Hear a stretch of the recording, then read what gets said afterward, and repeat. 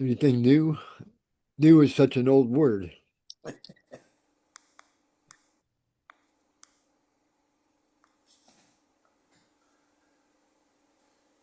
did start transcribing the talks for 2025, putting them on the website with AI, this transcription service where it like listens to the video and then uh, you can make a transcript. So that was asked for by a couple of folks. So it's Oh, on the yeah, website now.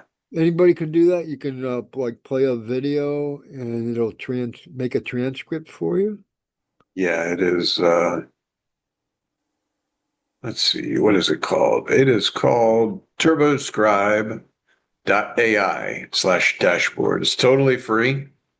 You're limited to 3 a day, and you're also limited to half hour. So I have to take this talk because it's like 39 minutes, cut it in half, and then upload 2 different versions that then create one document. But yeah, it's totally free. And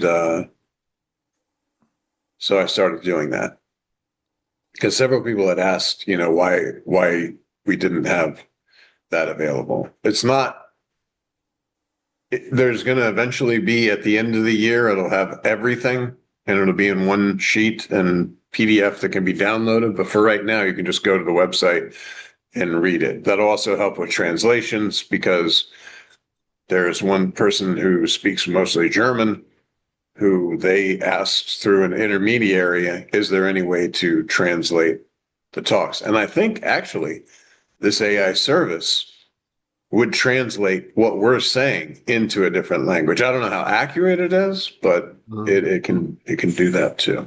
So, Oh, amazing. and no, that's not the sponsor of this video, and we're not being advertising or anything like that. It's just, we started doing that to further do whatever. Yeah.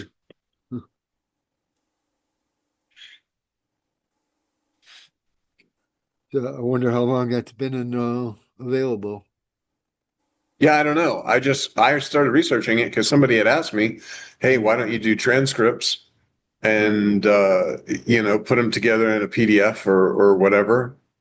Like, so I looked into it and it is available. Yeah. And I am right now putting them in a Word doc, which will just keep going and going and going. The end of the year, convert that to a PDF, upload the PDF to the website, and then anybody can download like the whole year's talks. So, Spooky action at a distance. indeed.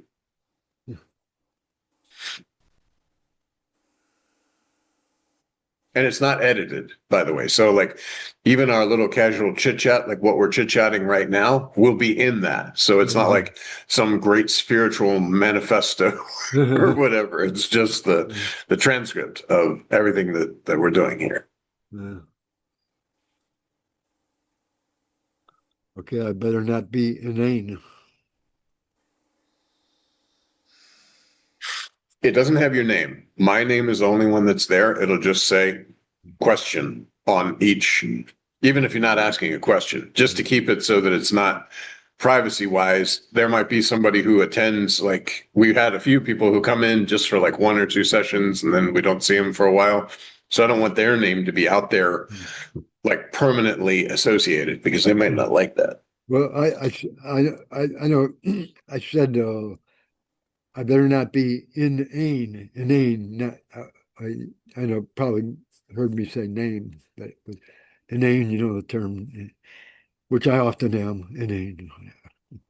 Well, no, I guess inane means like kind of, I don't know what it means exactly, to be honest with you, but you're Yeah, saying like, if case you say things that would make you look goofy or would make yeah, you something like that, or irrelevant or whatever. exactly. So that's why it'll just say Q. Yeah. And nobody would be like, oh, look at this dumb question that Keith Yeah. asked, or look at this thing that no, it's not like that. Because we encourage everybody to come join us, question freely, and do as you wish. Indeed.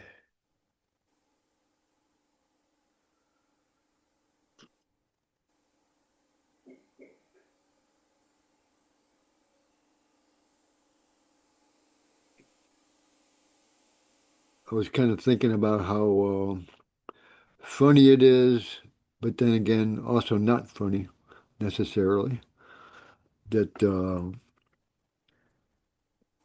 oh, well, that I put that I'm always interested and I desire to know stuff, and I desire to know how all this, how my mind works and all that stuff. And I do, inadvisably, I guess, spend, Yeah.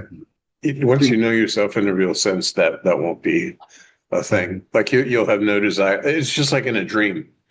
Do you have any desire to know exactly how everything's operating in your dream? How the dream world is manifested? How people are interacting? How is it that when you wake up, you understand that it was all you, but while you're in the dream, you're completely deluded into believing that it's separate in others? Who uh, cares? uh, You know yourself in a real sense. I'm the dreamer. Whatever happened inside my dream is not true, can't be true. uh, And when you know yourself in a real sense, this quote unquote waking is the same as that quote unquote dreaming. There's, okay, activities are happening and appear to be going on, but you're formless. mm, Again, if you can really visualize, because I remember I was with Connor in the bouncy house right after having seen Maharaj, and it came so strong that all those little kids were just lumps of goo, mm, and that the formless presence was animating each one of these. It's like the space in this room suddenly becomes aware that it's alive only because a body form, an instrument, or food for that consciousness is suddenly made available. uh, And then it's like, oh, there's life. Like, but before that, you are. After that, you are. It's just a body factory. No matter what the elements are, no matter what how they come together in whatever animal or human or fish, or I don't know if fish is an animal. I think fish is separate from animal. well, But anyway, they're animals. so it's like marine life. Oh no. There's plants and animals, I think. I think the general term, Plants and animals. There you go. Damn, did this break? Hold on. Oh, there it is. That was weird. Huh. mm, Okay. Anyway, so it's just a body factory. Whatever that body is, two bodies get together, they create another body. Once that body's created and the blood and everything is coming through it, there's an awareness of life, that livingness. And suddenly you know, I exist. mm, But you haven't changed form. You haven't gone down into that form, even. There's just because a form is available, the food body, so to speak, the food body, the food for consciousness. Now there's an awareness of, I am something, because suddenly this food body is available. And when the food body is no more, then there's the sense, oh, and that's it. You're not like traveling into now what is death? What is death like? Or whatever, because you never were born. You knew yourself for a time as something other because a body form was available. mm. And as you know yourself in a real sense, body's here, but I'm not that. Where the body is or is not, I am. And now I can, because of the awareness of the subtle sense of presence, because I'm holding a body form, oh, I'm more like this presence than I am this body. The world is occurring within my presence, including the body that I believed myself to be at one time. For a long time, I was convinced I'm this body, I'm living this life. Now I know better.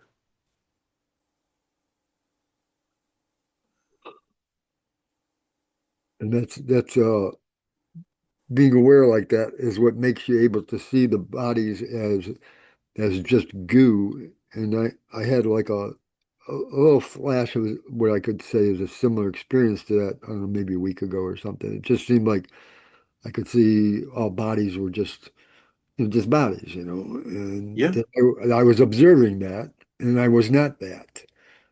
So, correct. but this is just an experience. That's just, I could say, oh, that I knew something at that time. No, it was just like an experience, just like a dream, like you say, that was it formed as a type of experience at that time, and then I'm not going to remember and always see things just that way. But the understanding, even in this incident that I was speaking about, while I was sitting there watching Connor and watching him play with all his friends, the understanding was very deep. Like it was you can't unsee that, Hmm. basically. Uh-huh. You can't really say like, because and this was after mantra, I'd been with Maharaj practicing mantra, and it was before he came to the USA. So I had gone to India, and this was a gap between Yeah. India visit and him coming to USA like a year later, and him winding up just right up the street doing Ramakant USA and all that.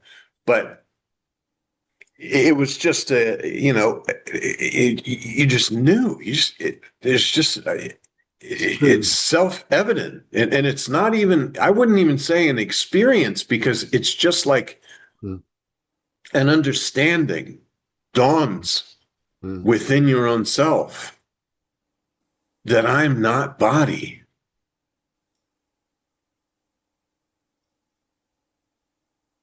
and that all these bodies jumping around, the parents playing with the kids and the kids themselves, are just the formless presence, believing itself to be separate because of knowing it yourself in the moment as a body in a world.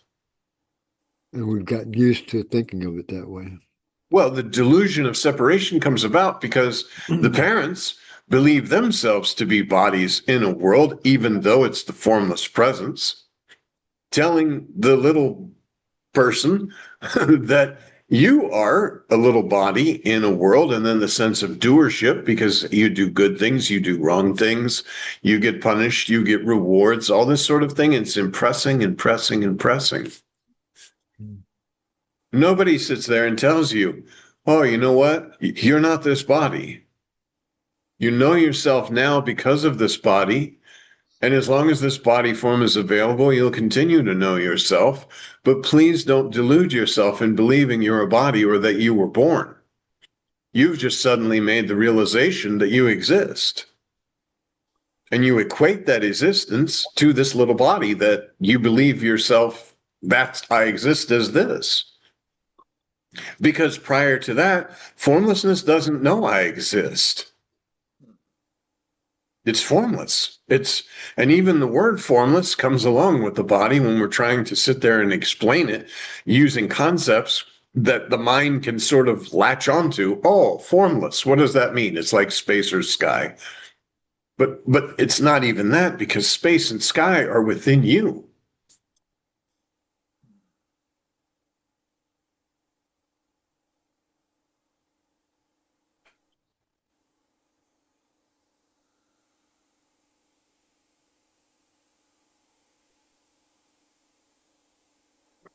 So experience does depend on some kind of reflection. Uh,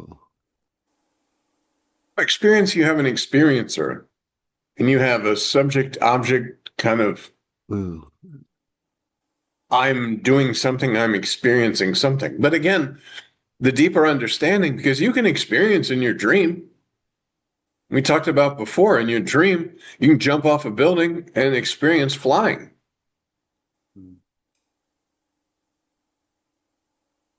Or you could be swimming and experiencing swimming, but you wake up and of course you're not wet. So experience right there shows you that's not true. It appears that you are experiencing, but there is no experience, no experiencer. But there is reflection. So what could be described as reflection going on there? It's knowing. Uh, Not even so much reflection. It's just I can't explain it because you're just sitting there and you're watching all this activity. And because of sitting with mantra, seeing Maharaj, the knowledge is hammering, hammering, hammering, hammering, which we're doing all the time here, just hammering, hammering, hammering. You are not body, you are not body, you're not going to remain the body. Body's not your identity. Except your selfless self, there's no God, no Brahman, no Paramatman, no master, nothing is there. Formless you. Just die, just die. All these things are hammering. And then intuitive understanding just comes, oh, so that I am that. And since I am that, that is all there is, regardless of the appearances, regardless of the children, regardless of the parents, regardless, you are that, because that is all there is. And that is not born, that does not die, that cannot be burned, buried, cut, separated in any way. As Sri Ramakant Maharaj says, the ashram, you have, if the walls come down in the ashram, does the space in the toilet go to hell and the space in the ashram go to heaven? No. Space is space.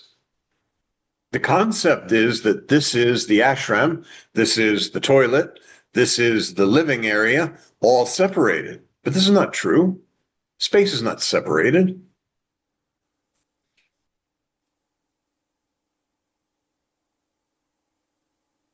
Even after the whole thing is demolished and it's just, building, they knock it down to build another building. Now it's all different rooms. So where's the space in the ashram? If it's a totally new, if it's a shopping mall now suddenly. But the space doesn't know, oh, I was an ashram, now I'm a shopping mall. How disrespectful. It's space. We create the concepts. Just like we create the concept of wall, mud, water, and make cement and all that. And we say, oh, it's a wall now. No, technically it's just a bunch of rocks ground up with some water and mortar and things. But we don't say that. We say it's a wall. It's a house. That's why it can seem so contradictory at times. Because words betray. Uh, No word can be true because words, you're prior to words. That's just like Maharaj gave the example. Hand, if I said, oh, these are your toes. Oh, these are my toes. There's no difference. It's labeled. The hand is toes. How? Which one? Yeah, right. We create the labels. So, of course, they're going to contradict other terms. Some terms are going to. It's automatic. Because it's words. Yeah. Anytime you start using words, you start creating worlds of concepts. And what's worse is I can say some words and you'll interpret them through your understanding and through your concepts. You won't interpret them like cleanly because you have all your concepts that you're coming and putting on. So when you have ash over the fire, and then they're speaking about the ash over the fire, then you go and you add some more ash to the fire as we're speaking about removing the ash. And then you see, or I do, seem to know stuff. And then you live in that. You live like that. Again, no knowledge is knowledge. Because when they talk about the knowledge, it's this presence. I exist, the knowledge of existence. It's not knowledge like book knowledge. Maharaj used to say literal knowledge, bookish knowledge. It's not this. Mm. Knowledge is to know yourself in a real sense. Because after that, then there's no need to know anything else. What can possibly need to be known when you know that you are that? And the conviction is very strong. Nothing other than myself, regardless of the appearances. Mm. In a dream, nothing other than yourself, regardless of the appearances.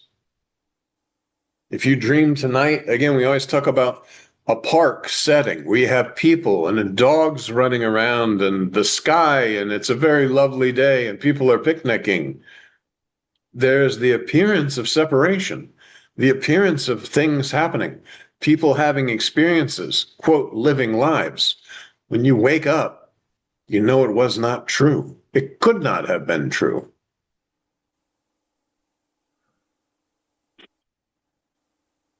And when you know yourself in a real sense, yes, okay, look out the window and you see cars coming and going on the road and people in their houses, but it's not true. You know yourself in a real sense.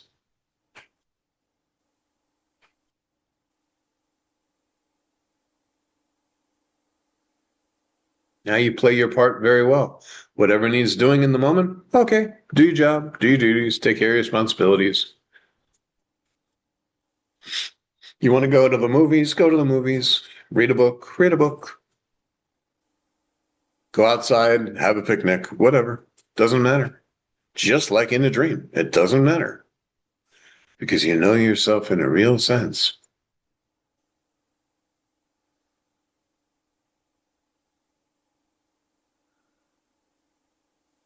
And if there is irritation, it should be fast removed.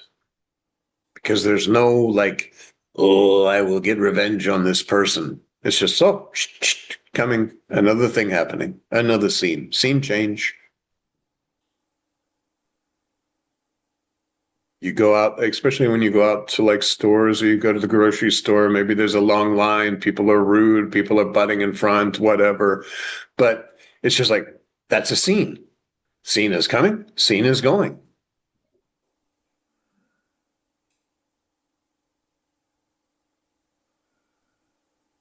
You can't even sit there and say, oh, that person's doing that on purpose. Well, that's not even possible. It'd be like if you said somebody was doing something on purpose in the dream and you were very angry and you woke up feeling angry. And wait a minute, they could have been doing that thing that you were so angry about. Even when you were coming into the waking state, you were thinking, I'm very angry. But they weren't doing that thing. You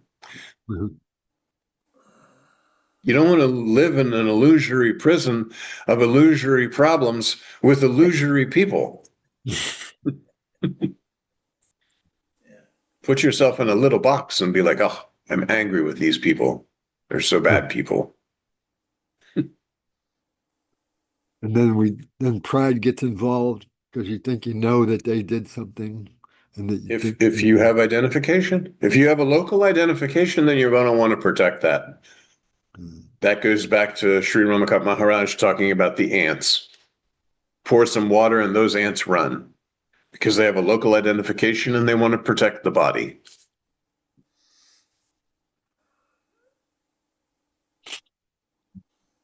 You know yourself in a real sense. Okay, this thing's happening and it's finished. And in the quote human sense, you just say nothing lasts forever, nothing good and nothing bad. So whatever this is, it passes.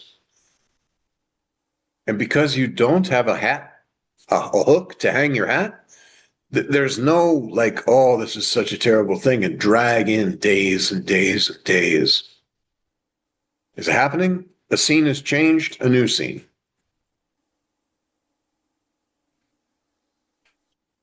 Just like if you turn on the TV and you're channel surfing, you don't get angry that, oh, this program is so terrible, and then sit there and watch it, suffer it. Oh, this is just a terrible program. I can't believe it. There's 100,000 other channels. You can switch the channel. You can change the scene easily. No need to just sit there and dwell on the suffering.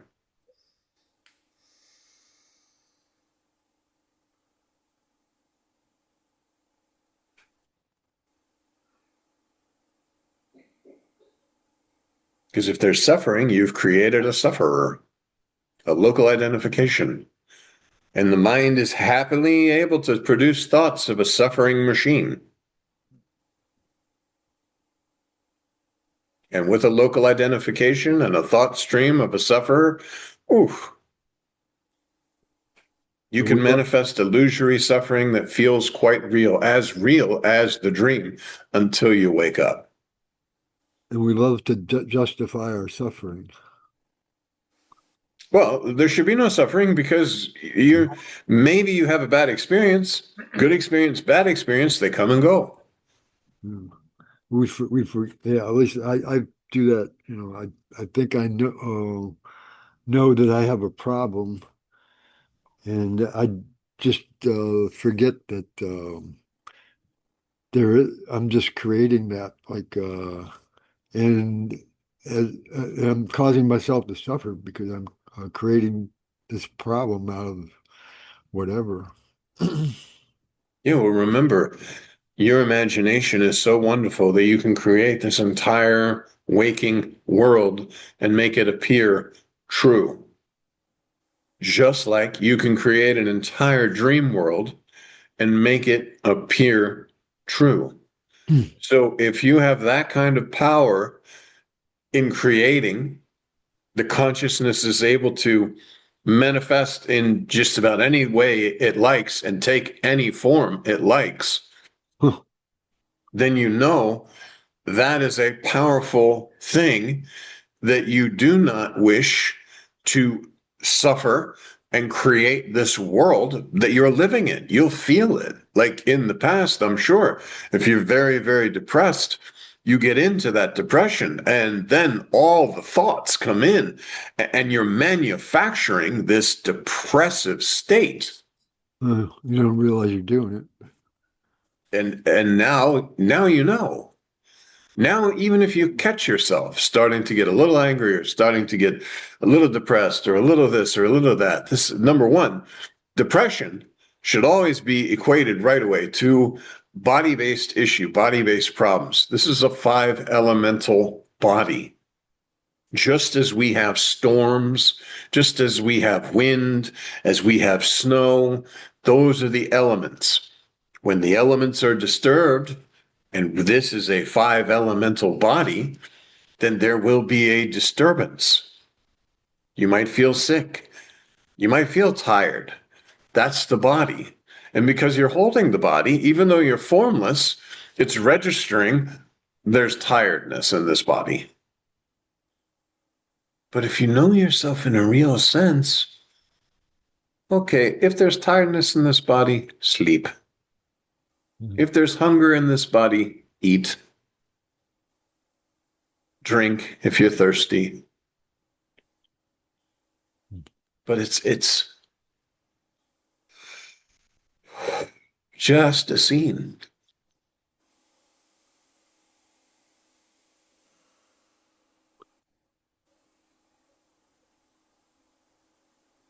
You're not holding on to something and dragging it through your day or dragging it through your week because you have no hands.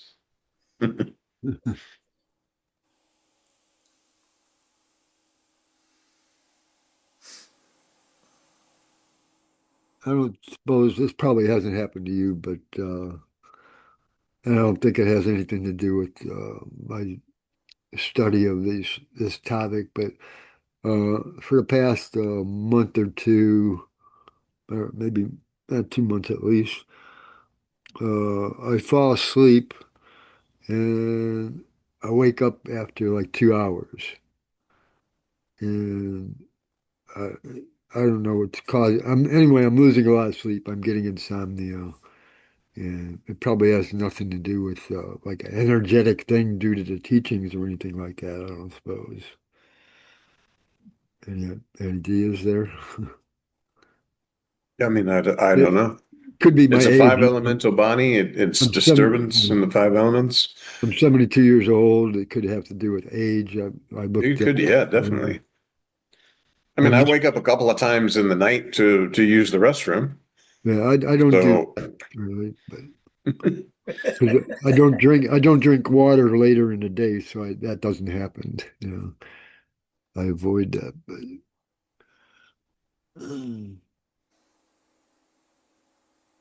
But it's just I'll be tired, and sometimes the energy shifts. Even I think for sure I'm gonna fall asleep, but then energy shifts, and then true. yeah. Truly, many times when right away, I turn off the TV and I just sit there and listen to mantra and just relax. And then boom, you're asleep. Yeah. Yeah, I do mantra.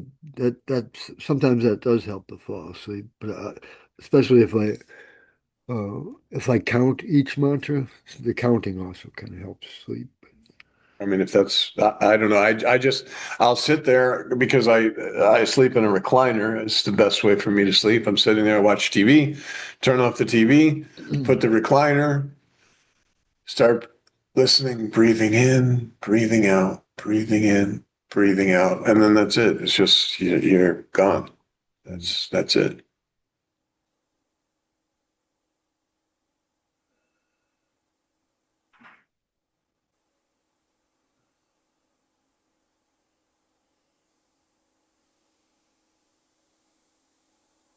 But again, remember Sri Ramakant Maharaj, because somebody asked about, I'm doing the mantra and I'm having too much energy and I'm having a really hard time sleeping.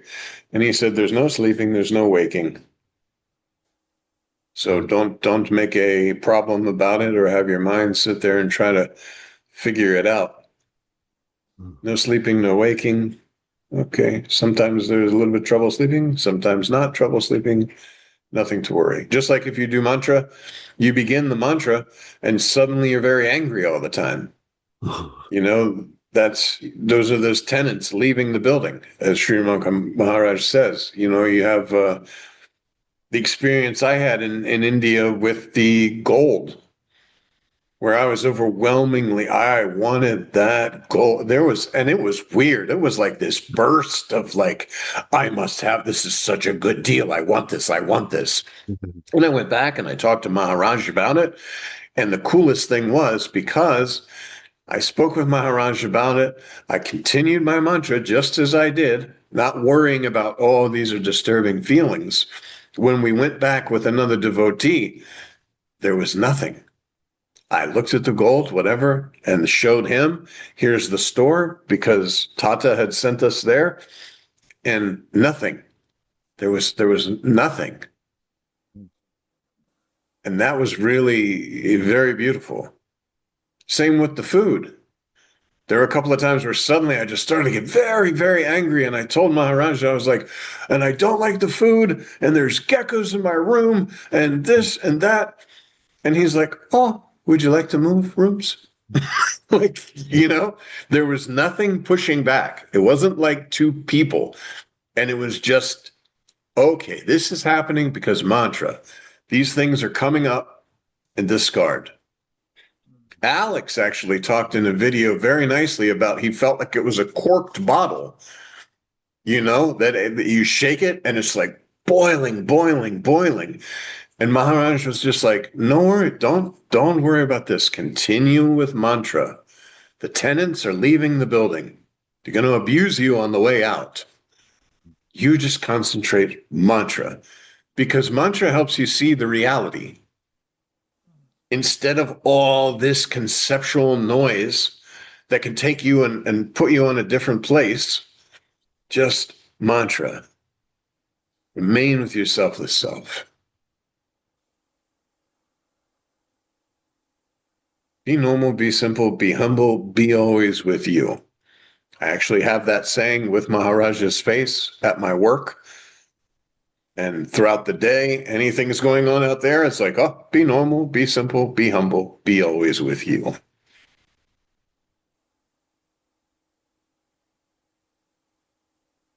Sometimes I don't like don't respect or don't value the mantra enough because I don't because it doesn't seem to like connect me to a sense of space and or anything at times, but other times it does seem to be like the sense of openness or bliss is sort of connected to the mantra.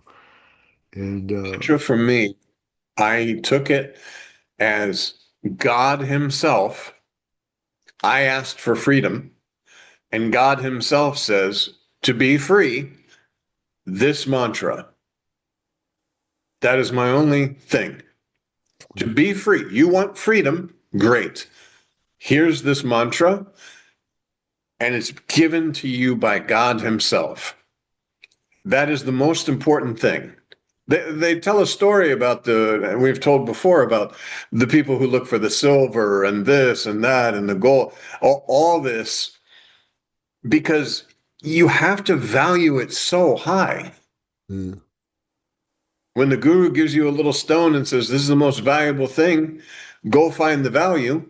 He goes to his mother, and his mother says, oh, I'd give 1 or 2 rupees. Then he goes on to the next town. Oh, this is worth 100 rupees. He goes into a bigger town. This is worth 1,000 rupees. He goes to another town, and the guy's like, this thing could, I don't have enough money in my store. That's how valuable this is.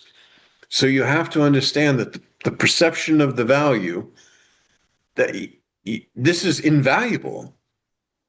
and that's what you're really devoted. That's what, like I said last week, that's what we're here for is devotion to that supreme value or whatever, you know. It is in the Every understanding of God as you understand God.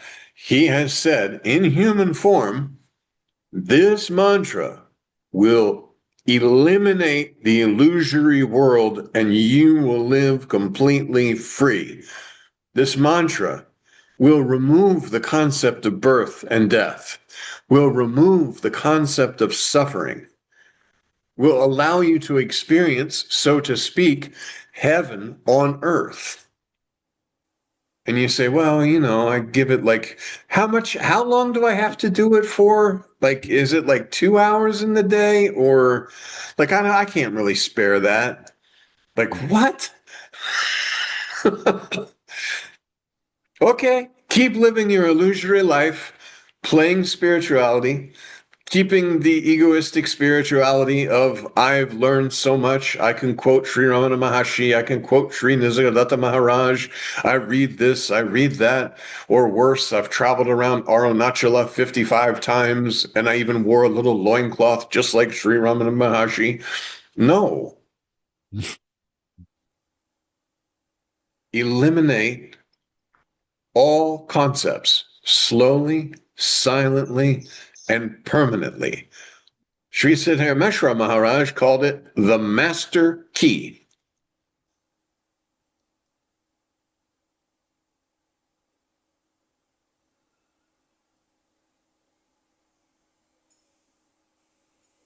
And it doesn't have to be sitting. Like so many people will say, oh, I don't like meditation. I'm not into meditation. I have to do it a different way. Okay, just remain with mantra throughout your entire day and nonstop. Just remain with yourself, the self, through mantra.